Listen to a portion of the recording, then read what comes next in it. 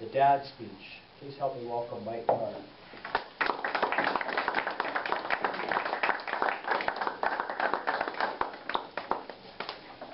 Thanks, Dan. Fellow Toastmasters and most welcome guests. Before I get started, I just wanted to mention that the picture that you see on there is my dad from way back in the late 50s. My grandma worked for a photographer, and so the kids all got pictures, and that was the picture, and that's the one that I like to remember my dad by, so that's the picture that I put up there. Excuse me if I get a bit emotional at times, I'll try not to. It all started with a ring, a simple piece of gold. A piece of gold wed my mother and my father back before I was born. A piece of gold was a symbol of commitment between two people for the rest of their lives till death do us part. Right? Tonight I want to talk to you about my dad, Bob Carr. The speech was a speech I wanted to give after he passed away. I wasn't ready. Much of what I want to talk about today comes secondhand from talks with him through the rosy tinted glasses that a decade imposes. I hope to show you the bad and the good of Bob Carr and what it means to me. And please don't take the negative too negatively, and trust me when I say that there is a happy ending to all of this. My dad was born into an Anglican family in Toronto in 1950. His parents were both Air Force veterans who fought in the Second World War. They found each other and started a family.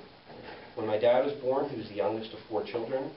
His parents were devoted to each other, successful in their trades, and the world looked like a happy place. My dad had an uneventful childhood. However, over 3 months, 3 children died. Horribly, tragically, unexpectedly. My dad became the eldest boy, and my grandparents never really recovered. They buried their children, they put aside the grief, and they tried to move on. And from that point on, the 3 youngest were never mentioned again within the family. Grieving friends who tried to offer their condolences were rebuffed, and anyone who mentioned their names are no longer welcome in their house. And I cannot relate to bearing a child, and I certainly cannot relate to bearing 3. But I've often wondered in my life how my dad, a child with survivor's guilt, would cope in a household where you could not ever talk about it. What must it have been like growing up having lost your brother so tragically? My grandparents had more children, and my dad grew up effectively as the eldest of 3. He told me once that by the time he was a teen, he was working 2 jobs in addition to going to school. He couldn't sleep at night. He felt driven all the time. He was the eldest and expected to lead by example. He was the eldest and expected to be the strong one. And I can't tell you when he started smoking, but he told me once that he started heroin when he was finishing high school. He started dealing drugs, being involved in petty thefts and scams. They had an older friend who worked in a pharmacy, and they would steal lithium in Cross Lake, Michigan to sell it to the United States. He started getting involved in smuggling drugs overseas by transatlantic flights. And back in the late 60s, airports were much looser places, and it didn't seem like that much of a risk. And as you all would expect, this all came crashing down. The police caught them on flight, and when all said and done, my dad was able to plead his sentence down to a year in federal prison in Toronto. This happened when he was 19. He said it was the most traumatic experience of his life, but nothing before or after compared with the horror of prison. And when he came out, he was a changed and broken man. And I could tell you many more sad stories, how my dad tried to complete college but failed because of his involvement with drugs. I could tell you the bridges he burned with friends and family. But anyone who's ever known a junkie can already fill in the blanks, and I'll let the story die with my dad. When he came over to BC in his mid-20s, it was as much to distance himself and to start over as anything else. And he told me that if he stayed in Toronto, he would have been a dead man, and looking back, I could see the many levels of truth in that. And I don't know how my mom met my dad. I don't know much about their early romance or the circumstances leading to their wedding. I do know my dad was a charmer, a salesman, and a scammer. He was frankly brilliant at setting up circumstances to his liking, and I don't think for a second that my mom ever realized how manipulative my father was. Now don't get me wrong, my dad was a good person and did a lot of good things. He was someone that grew up with tragedy, made some bad decisions in his young life, but ultimately meant well. My dad was a junkie, but not a career criminal. My first real recollection I have as a child was of my sister being born. And I remember many talks with my father about what it meant to be the eldest child. You must always lead by example. You must always protect and keep safe your siblings. Looking back, I realized my dad was trying to pass on the lessons that he learned when he became eldest son. And I could fill 100 speeches with what life was like after my sister was born. But briefly, my dad's addictions got worse. I remember my dad drunk and high more than anything else. I remember the first meetings of AA, NA, Alateen that I attended. I remember many rehab centers and programs that all resulted in my dad falling back off the wagon.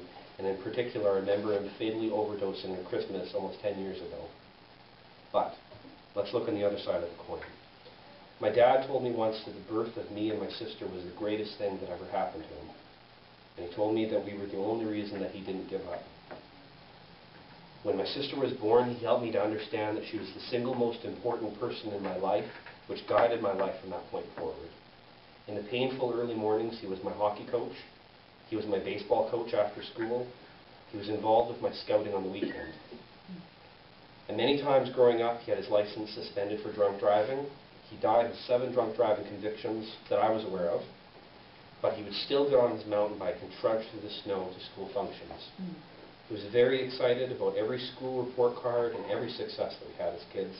And as much as he filled my ears with drunken stories, he taught me from a young age that no one is perfect, that parents are not the exception, and that a person is defined not by their failures, but by their continuous attempts to change.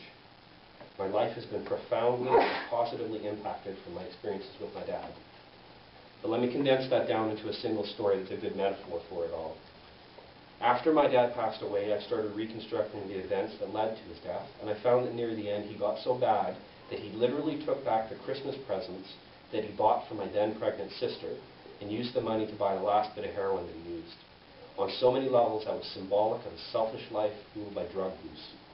But when we visited his house the last time to claim the possessions, quite frankly, I was shocked to look under his bed and find a collection of baby blankets that he purchased for my to-be niece. And when the pieces fit together after refunding the Christmas presents, he took the money and bought both heroin and baby gifts. And that, in a nutshell, was my father, a mix of the good and bad, a painful acceptance of being a junkie, and the fervent hope that tomorrow will be a better day. And speaking as an adult who's coming up on 30, I often find myself wondering what stories my kids will tell of me. Will my son be standing in a Toastmasters meeting 30 years from now, telling a crowd about how Grandpa Bob really messed up his dad, Mike? Or will he speak about how I was an advocate for believing in people? Will my wife look back and question why she married me? Or will I put her in the grave after 64 years happy marriage like my dad's parents did? If I'm faced with tragedy, will I bury it forever, or will I confront it directly? I sincerely believe that we are all a mix of the good and the bad, the heroic and the tragic, the human spirit and the divine. And so where does it all end? Well, 1 Corinthians 11 says, "When I was a child, I spoke as a child, I understood as a child, I thought as a child. But when I became a man, I put away childish things." Now, let me stop